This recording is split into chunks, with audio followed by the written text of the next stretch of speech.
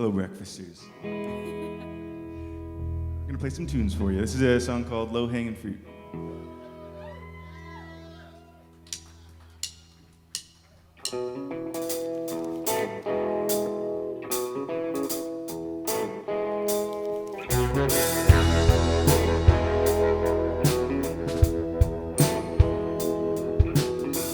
Hope I still know you, honey, when I get old.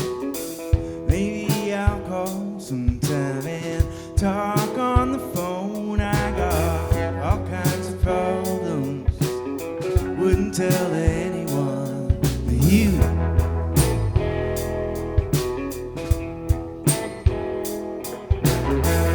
Years pass quickly now.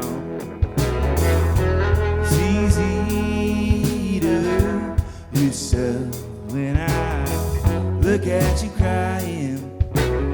Can't help but thinking of how somebody somewhere is making lots of money. Trying to get free, trying to go through, baby. The feeling followed me from there to you. Low hanging fruit on every tree, you know I can't reach anything of any use. Maybe sometime I'll have something I can offer you.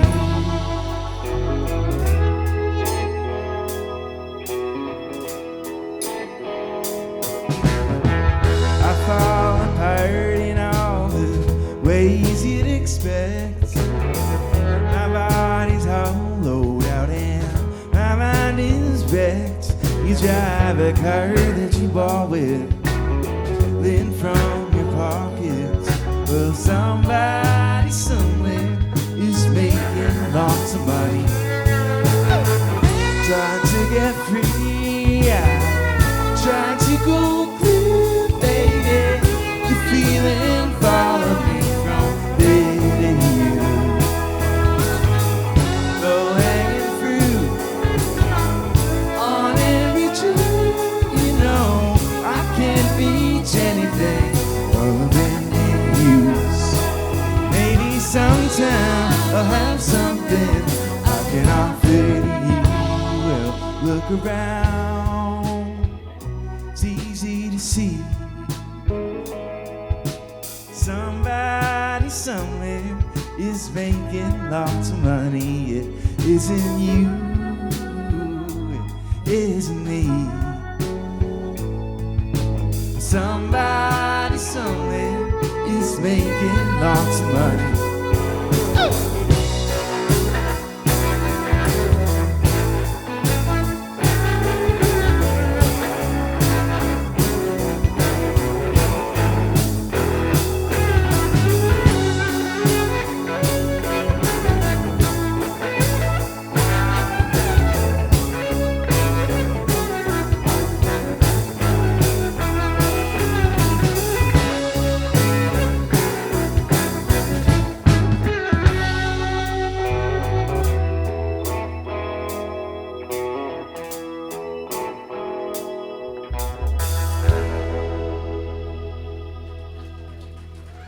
Thanks very much. Thank you.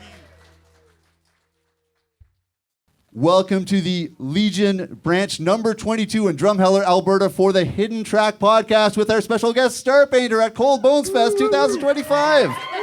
Wow. Hooray. Thank you. We are so excited to be here, and this is the year prior to the centennial of this branch. So it's going to be a big party in 2026 as we record this conversation in early 2025. CKUA has been around since 1927, so we're kind of like your little sibling, I guess. There's a lot of reasons to be excited and to celebrate being here together, and the fact that Starpainter is here is such a treat.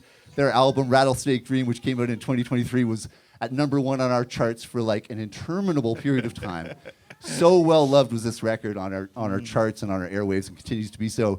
And I know you're playing some of that music for us on this occasion. Why don't we get started by getting to know one another? And if I could, can I ask? And we have this like for those listening in audio land, we have a kind of like Hollywood Squares or front page challenge kind of thing going on with this 6-piece band arrayed in 2 layers. So can we start with the upper deck, all the way over there, on the furthest from me? My name's Dylan, and I play the bass. Hello, Dylan. Nice to meet you.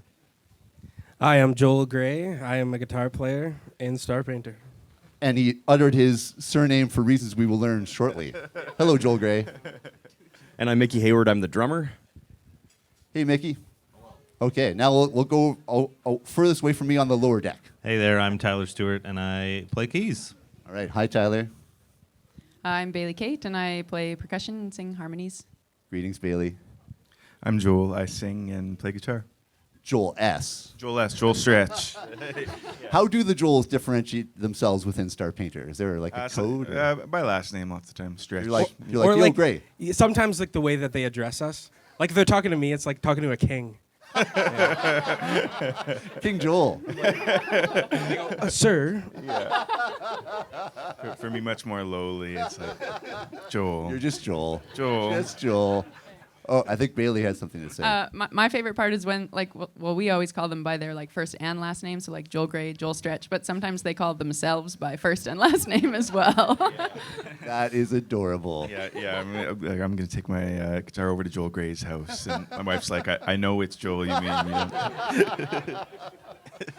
You know, just as we're talking about this, I find this interesting too, because being in a band really is kind of like subsuming your identity into a larger entity, you know, and maybe there's something really charming about having to identify yourself in that way. Yeah. Because a band really is, I mean, it's interesting too that a band such as this, which is a 6-piece band, is a pretty, like a substantially sized band these days. Mm-hmm. It's kind of hard to really, correct me if I'm wrong, I've only been in trios and stuff as a member of a band, but it's kind of hard to get tired of each other, right? There's so many people to talk to in the band. Yeah, we actually talked about that. Like when we're on tour, I think that it's really helpful having a bigger band where you can kind of break off into different groups and whatever. If you want to like be alone or be with a couple people or as a whole group or whatever, it is I think socially sort of like family-like or whatever, where you can kind of break off into different groups on different days, and I think it does help everybody get along. And Breakout rooms. yeah, breakout rooms. You don't all have to pick the same thing. Yeah. Some of us like to dance till 2 in the morning to Aladdin Krufi's dance party last night, and some Just like as a for instance. for instance, and some of us like to go back to the hotel and fall asleep. Are we going to notice during the performance which of the band members stayed out till 2 a.m.? Absolutely. Quite possibly, yeah.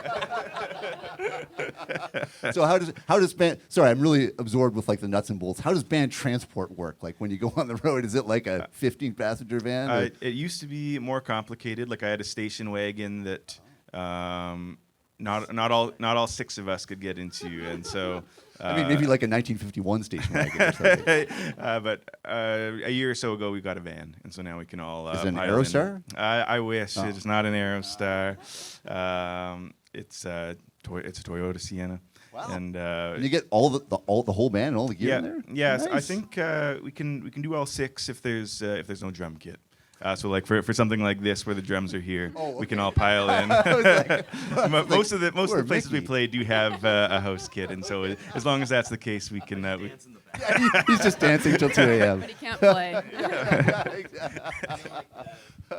The roof rack is the ultimate hack. I've been in a lot of bands over a lot of years, and this is the first one that is all about the pod on the roof of your vehicle, and every band should use this trick. It's genius. I'm getting kind of sick of going up there when we're driving.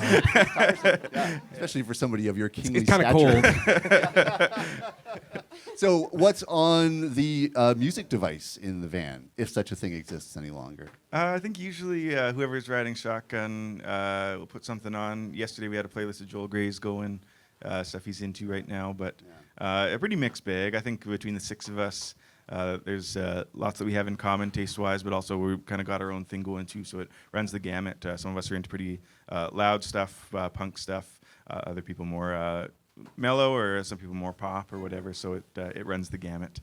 I was just thinking this morning as I was drinking this black coffee, I was thinking about Don Williams' song and how I had bought the Don Williams Greatest Hits Volume 3 at a truck stop in Cochrane, Alberta. That's amazing. Just because we only had a tape deck in this van, and it was so hard at the time to find cassettes. Sometimes we get friends to give them to us when we were on the road or something, but got that Don Williams cassette, and I love it so much. And I was just singing Coffee Black to myself this morning. That's nice. But those moments of happenstance where you discover something that you're not looking for, that wasn't fed to you by an algorithm, it's maybe outside your comfort zone. Those are like moments of true growth sometimes. Yeah, it's true. It's cool too.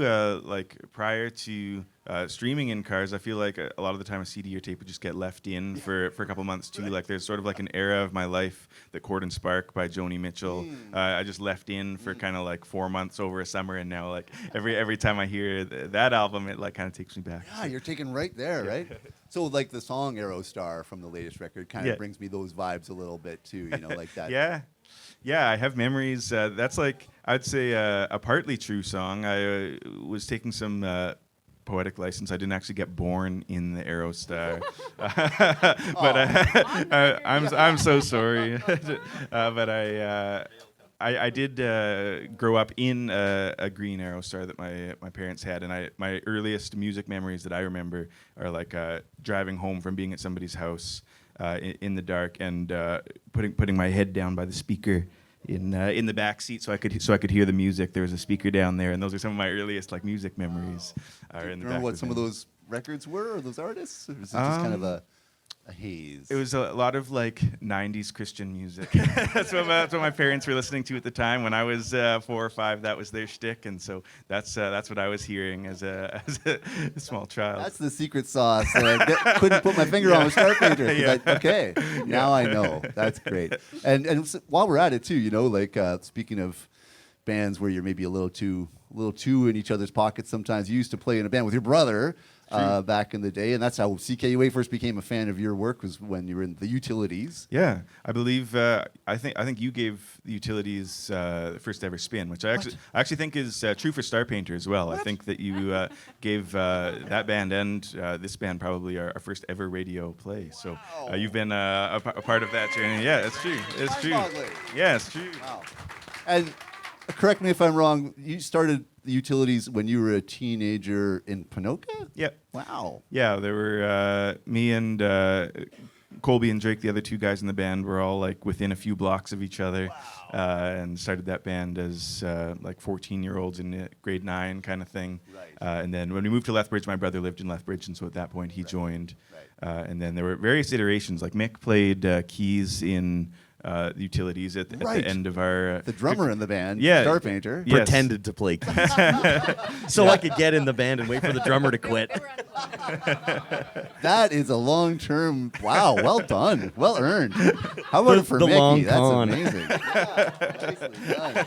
Nicely done. I mean, keyboards these days, you just press a button and, When it's funny, Bailey, you say, like, not plugged in. Let's walk that comment back just a little bit here. You're just a closet drummer, too, right? I am on the stage right here. Tyler's just biding his time till he can drum in the band. Did I mention I'm a drummer? Yeah. He's also a fantastic drummer, so... All my favorite drummers are non-drummers. It's so weird, like they came to drums later, or, it's not their main acts, like it's so interesting that way. So many great musicians, like Stevie Wonder, greatest drummer ever, for instance. Well, you, Grant, as a drummer, should know that anyone can play drums as long as they can just swing their arms around. It's so true. No, he's right. Not only can everybody play drums, if they can swing their arms around, they should play drums, because it's so easy to everything is hard if you take it to the nth degree, but like drums, getting started on drums is, it's funny because people, have you ever heard this? People come up to you and they're like, I don't know how you play drums. I tried to play drums once and I just couldn't do it at all. It's like, yeah, that's like, you wouldn't say that about violin or, clarinet. Yeah. It's like, well, just try it for 5 more minutes and probably, something will happen.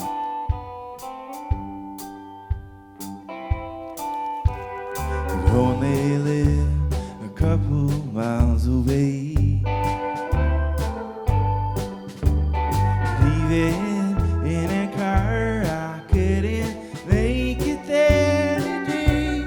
I heard about the darkness in your mind.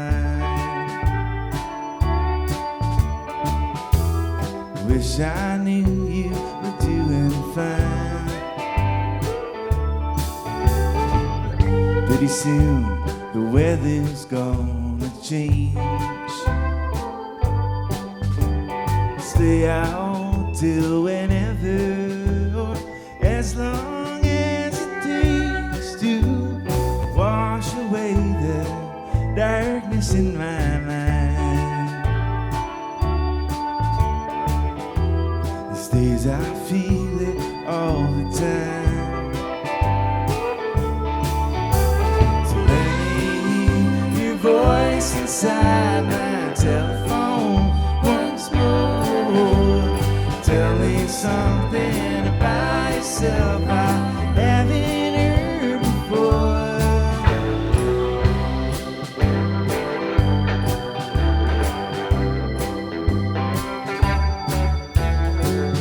Anything that I can think to say comes out pretty stupid when I talk to you today. I hope that I get stronger as I age.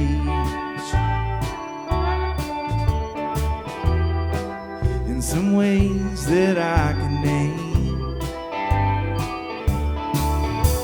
So let me hear your voice inside my telephone once more.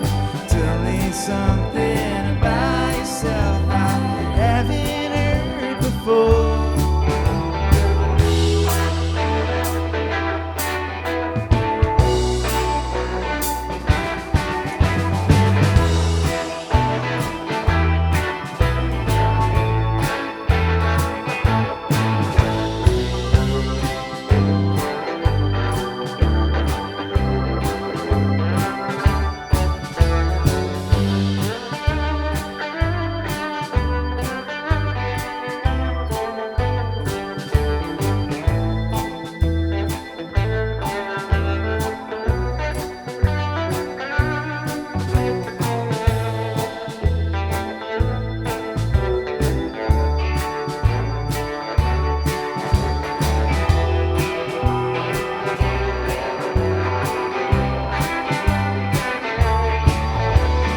Let me hear your voice inside my telephone once more. Tell me something about yourself I haven't heard before.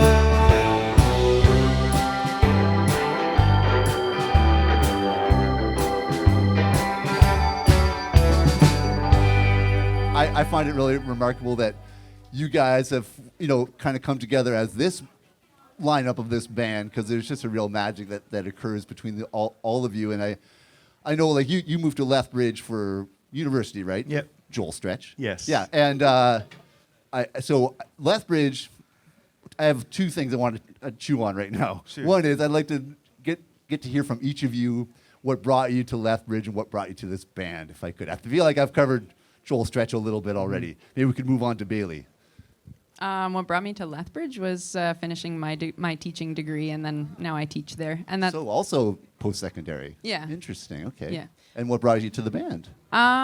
well, Joel Stretch and I have a mutual friend that we went to like a songwriting night together at his house, and then I found out that Joel was a teacher, and then I said, if your school is ever hiring someone, tell them to hire me. And then he did. And then I don't know, the music sort of came after, and then we sort of snuck into the band as well. Well, and we all play in Bailey's band too. Like Bailey Kate has her own stuff, and so it's sort of interconnected in that way too.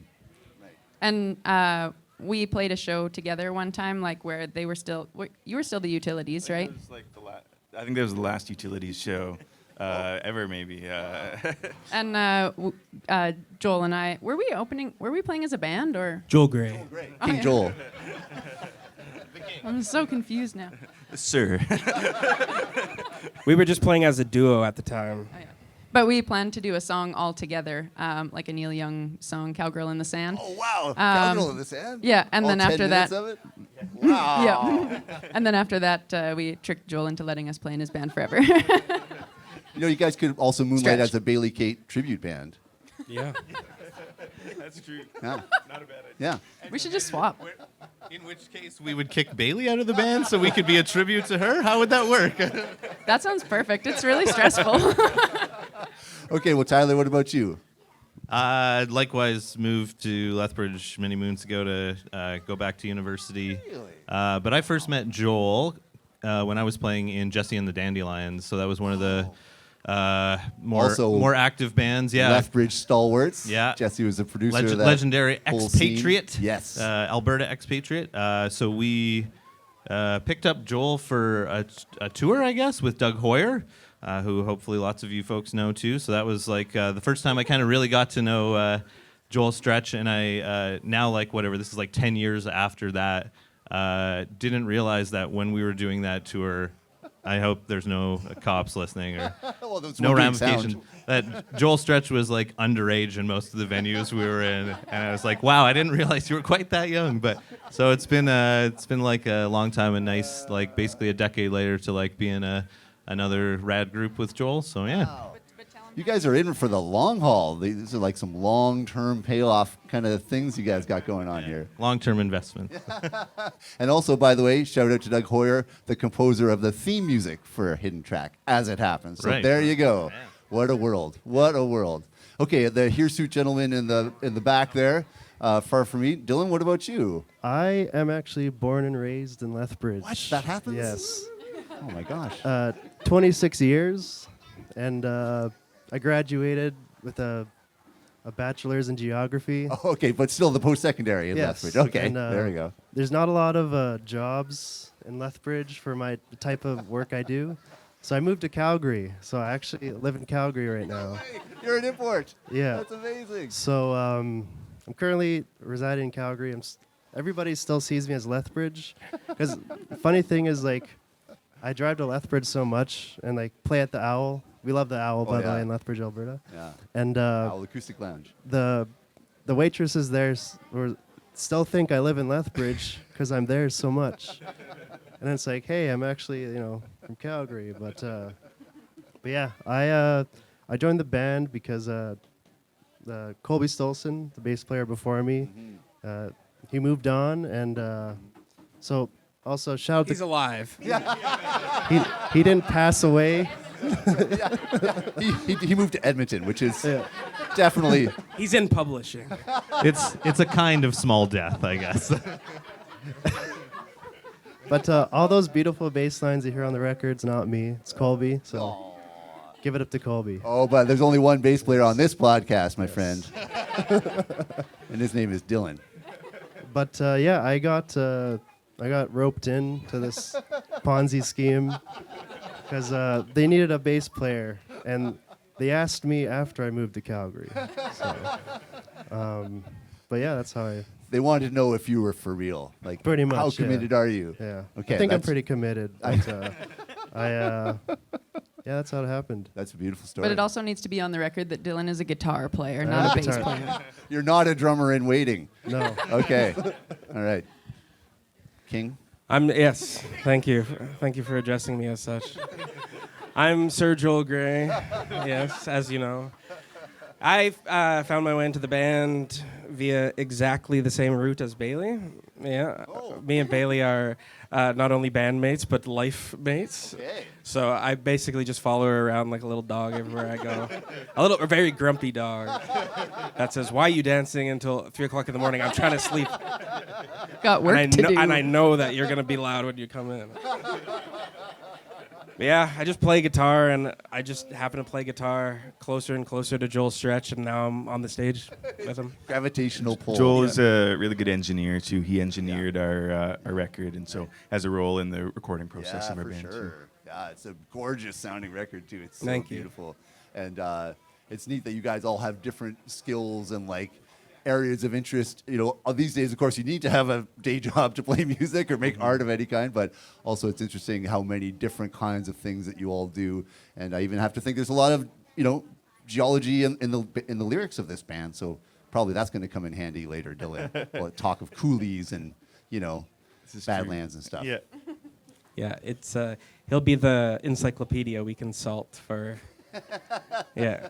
Yeah, for the real, like, deep research on Yeah, the song yeah. lyrics. Yeah. And post-secondary in Lethbridge. Oh, yeah. So Yeah. 5 out of 6 so far. Yeah, that's right. Mickey? Yeah. Well, I'm born and raised in Lethbridge. Oh. Never left. I went to the university.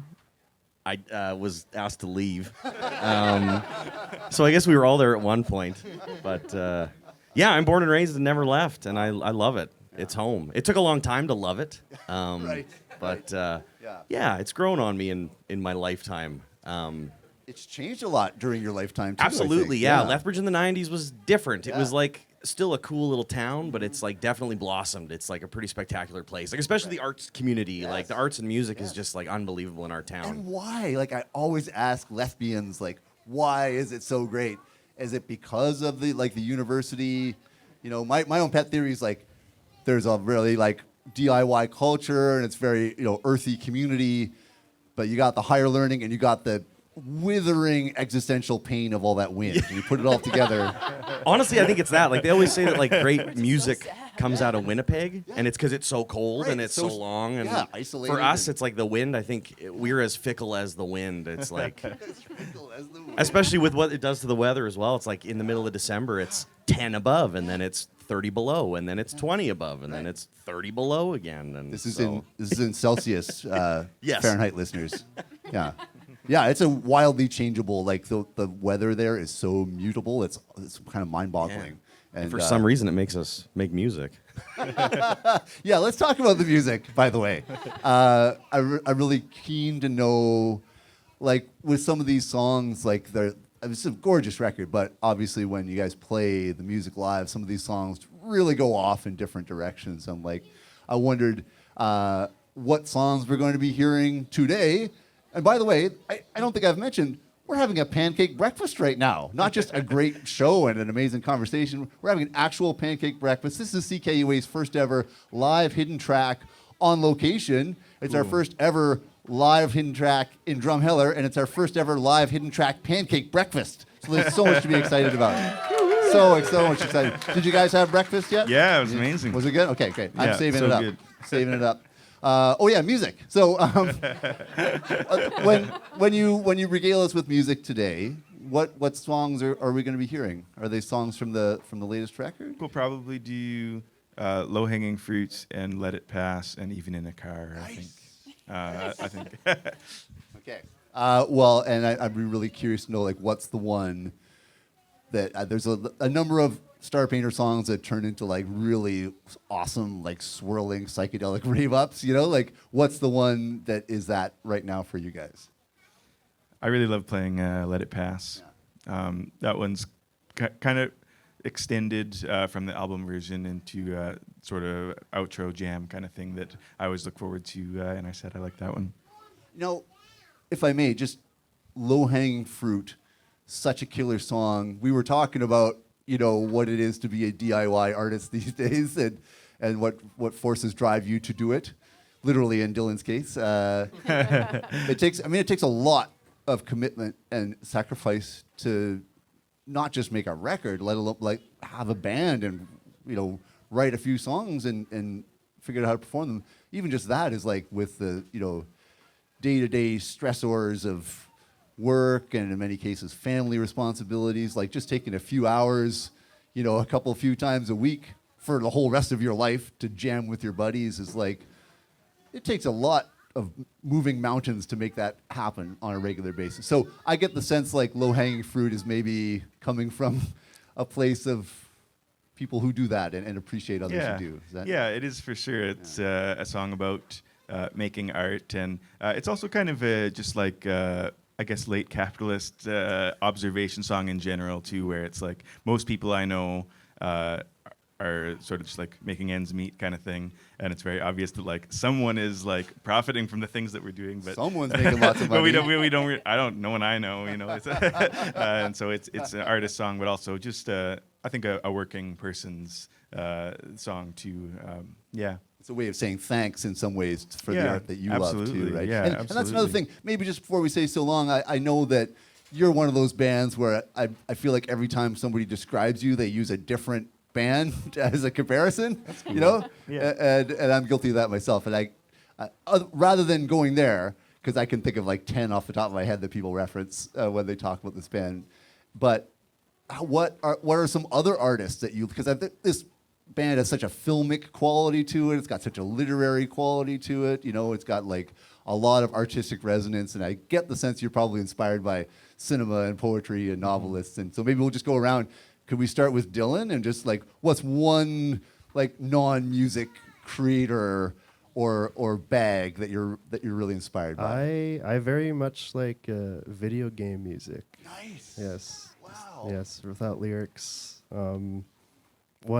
One specific composer that comes to mind is Nobuo Uematsu Oh yeah. from the Final Fantasy Right. series. Nice. The song "Dancing Mad." Good one. It's crazy. You know, Teke did some video game music for the new Assassin's Creed. So good. Yeah. Cool. Good. Okay, that's going to be tough to top. But this isn't the contest, luckily. Plus, you're the king, so you can do no wrong. A lot of my influences are non-artistic, I think. I get a lot of pep in my step from figuring out how to build like tube amps or like how to like modify guitars. I don't know. I'm very technical like that. But I don't consume a lot of art in my spare time because it's a job. That's so funny. That's because your playing is so fluid and artistic, and I would never have considered you to be like just strictly a gear head. You Yeah. know? That's amazing. More just like a tech head. I wouldn't necessarily say I even have any inspirations. It's more just like, okay, that guy can play. I gotta top that somehow.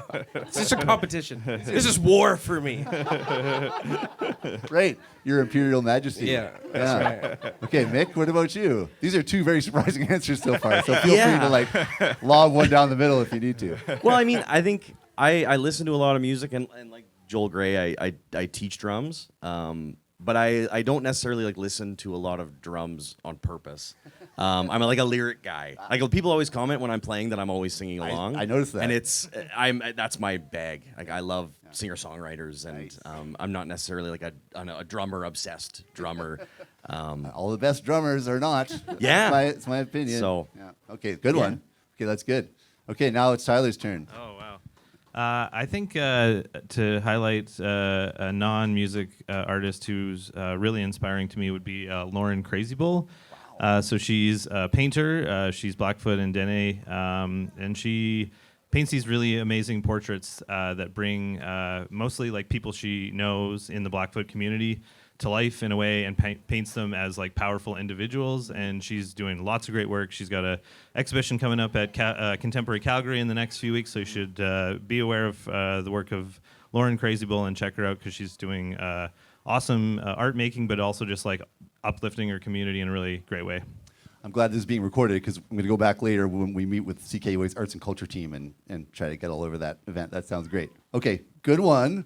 Bailey. I'm going to give another non-answer just to keep that in the mix, because I'm not very good at thinking of specifics on the spot, but I think that I get a lot of inspiration just from like friendship and connection. Like I just, just by like watching people that I know play and connecting with other people, and yeah. I'm starting to get why this band has such a magical like chemistry. It's because you're all so different but complementary. It's really cool. This is really all coming alive for me before my eyes and ears. Some, I guess, non-musical or partly musical inspirations of mine are people who sort of approach life with an artistic lens, and a lot of the time that takes many different forms of artistic output. So like David Byrne is one person I think of from Talking Heads, who has over the course of his career done so many different things that all has his signature stamp, and he's written books and made movies and whatever. But also friends like Tanner James from Lethbridge has like written novels and plays in a band and does film, and I think to me that's really inspiring, where you kind of just, the medium almost disappears and you're kind of just looking at life with an artistic lens. That's really inspiring to me. And I think because of what you mentioned, where you are working jobs and whatever as an artist, it's important to kind of be able to adopt that mindset if you're going to create things, to kind of look at the world around you through that like art lens. And so people who do that really inspire me. Yeah. We're just going to do one more for you. Thank you very much to Grant and CKUA and Hidden Track Podcast and the whole crew from CKUA for having us along for this. We're such big fans. I'm tuned into CKUA every day of my life, and so it is an honor. It's so sweet for us to get to play a radio station that we love so much. And thanks also to Joe and Cold Bones for inviting us to do this. It's been such a special weekend. A beautiful night last night and a beautiful morning this morning. So thanks for the work you're doing in your community and for having us out from Lethbridge to play this. It's been lovely. Thanks, Joe. I'll leave you with a tune called Let It Pass.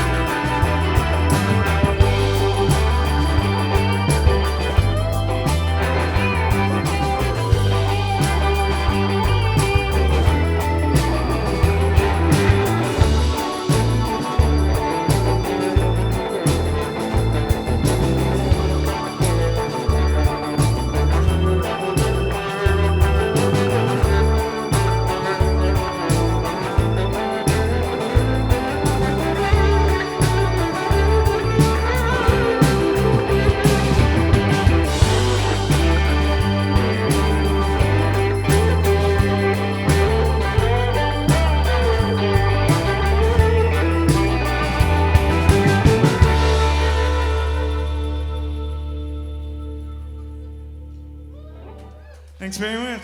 Have a good rest of your day. Looking forward to Sand the Living in a few minutes here. Stick around. We'll see you again sometime. Thanks very much.